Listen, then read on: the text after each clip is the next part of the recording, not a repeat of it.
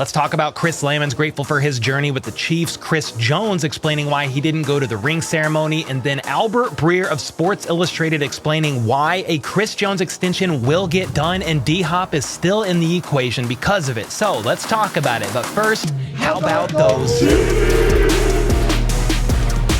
All right, first up, some quick hitter player news from social media. Chiefs tight end Matt Bushman announced that on Father's Day, his wife had what I believe is baby number 2. Love that. Tight end Jody Fortson had a football camp over the weekend in Buffalo, New York. Charles Omenihu was out there in Texas seen pushing sleds, and CEH, I believe, traveled all the way to Frankfurt, Germany to do some scouting at the bathhouse for the team in advance for when they play out there. But that part, hopefully, is not really why he was there, but I do think he was out there doing something, maybe for the team. I don't know. He tagged the NFLPA, but he's out there. Maybe it's just vacation. Either way, it was kind of cool to see him in Frankfurt, Germany. I want to go one day. And then I wanted to bring to your attention that you could buy some limited editions of the Super Bowl ring. It's not the exact version, less diamonds, less expensive compared to the real thing, but it's still not cheap. You know, it's a measly price of $14,200. You can buy that ring, or you could put a down payment on a house or opt to finance the ring via 100 payments of $142, making equal payments for the next 8 years and 4 months. But hey,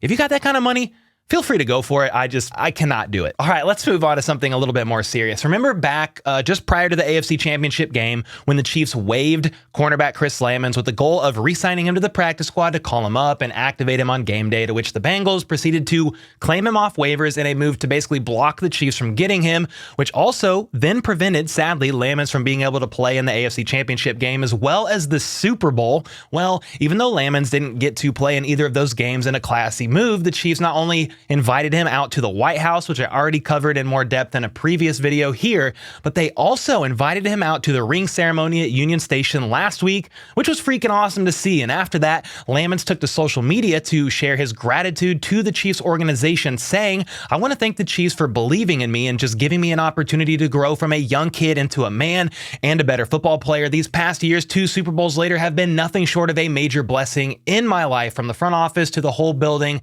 Thank you. We did it." And he ended the post by sharing 2 ring emojis. And I am happy for the guy that the Chiefs did this in spite of him not playing in those games at the end. After all, Lammons led the team in special team snaps and was one of the most veteran players of the unit, a man that Dave Toub basically trusted with his life, aka more than anyone else out there. So well-deserved, and congrats to Chris Lammons. Next, hopefully he can get through, sort out his legal issues, work through those, and either find himself back in KC when that is all figured out, or another team altogether. But on the subject of the ring ceremony, it was cool to see Clyde Edwards-Helaire out there as well, considering the fact that he did not attend the Super Bowl parade or the White House celebration. That was just a random side note, but one of the most notable no-shows for the ring ceremony was actually defensive tackle Chris Jones, with all of Chiefs Kingdom being like, "Yo, we know contract talks are ongoing. You want an extension, and that's why you didn't show up to mandatory minicamp. But why not still fly out to Kansas City and celebrate with the team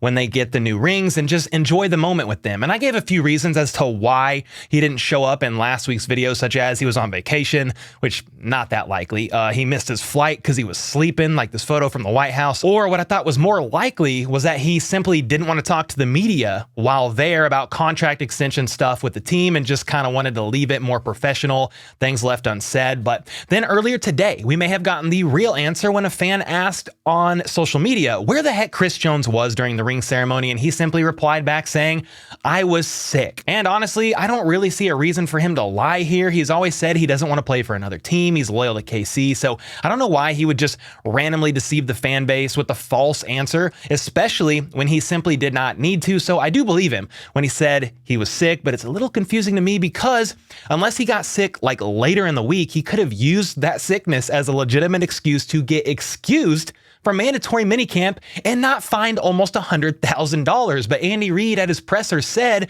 Chris Jones simply chose not to come, which we all know is because he's in contract extension talks, or at least wants to soon be in those contract extension talks with the team. So while I won't split hairs about when exactly Chris Jones may have gotten sick, even though it's the off season slow as hell and I'm very bored, I'll just choose to believe Chris and assume he got sick later in the week. Either way, when asked about Chris Jones at the ring ceremony ceremony event, Brett Veach himself seemed pretty optimistic about getting something done with him. But we have great communication, and look, there's a lot of time before camp, so I feel good about, where we're going to be with Chris, and look forward to Chris being here, and not just for next year, but for a long time. And even Albert Breer said today that the Chris Jones extension should get done between now and the start of camp, pretty much echoing what Veach just said in that interview. And Breer actually goes on to share why he thinks the Chiefs will get a deal done with Chris, saying that his $28 million and change cap hit for 2023 is sitting there, and its presence means tagging the 28-year-old. He turns 29 next month in March, and that would cost them more than $33 million. So really, there's no reason for Kansas City not to do a deal with a guy who's still on the right side of 30 and had a mind-blowing 15.5 sacks as an interior lineman last season. I will say, they kicked him outside, and that's where some of those sacks came from. Freaking incredible, man. Please pay him. Anyway, Breer continues saying the Chiefs getting a deal done with CJ will work to lower his cap hit now, which could open another opportunity or two for the team. More on that in a moment. But first, Breer says, quote, all of that is why I'd put Chris Jones in a category with Nick Bosa, where it's a question of when, not if, a deal gets done this summer. You can mark that down at, let's say, $27 million per year or so, depending on how far Jones wants to push things. Well, Albert, I do like that, my good sir. Keep Chris a Chief for life, and let's chase some more freaking rings. He then goes on to say, though, that because of Chris Jones' deal more than likely happening, that's the reason why DeAndre Hopkins' visit with the Titans and Patriots, even though it went well, those visits went well, he has not yet signed anywhere, potentially holding out as late as the start of training camp to sign with another team because D-Hop still has the desire to play for a true contender, and with the Chiefs being one of the final teams seriously considering trading for D-Hop prior to the draft, they are more than likely a team he's still hoping to potentially play for, or at least circle the wagon with and revisit conversations. The Chiefs, because talks of trading for D-Hop stalled out after Odell Beckham Jr. signed with the Ravens, they opted to sign left tackle Donovan Smith with some of the money they had left over, and then drafted second rounder Rashee Rice. So it is a question now of do the Chiefs think they still need D-Hop even after taking a look at their wide receiver room so far at OTAs and mandatory minicamp? But I will say this, man, D-Hop seems to not be completely out of the equation as of right now, according to Albert Breer. He says later in the article that when the Chiefs get back from vacation, they'll go through the roster, debrief of what I just talked about, how OTAs went, how minicamp went, and at that point, it's possible they decide they need more help at the receiver position and use cap space generated through a Jones deal to get somebody here. Or they could decide that Rashee Rice filled that need nicely. I mean, Mahomes said that he is hoping, or they are hoping, Rashee Rice plays that Juju role. Either way, they're going to work through it, and such post-spring discussions among other teams will probably smoke out another suitor or two for Hopkins, which could move his price tag a little bit. But Hopkins will more than likely not get a deal like Odell got this late into the offseason.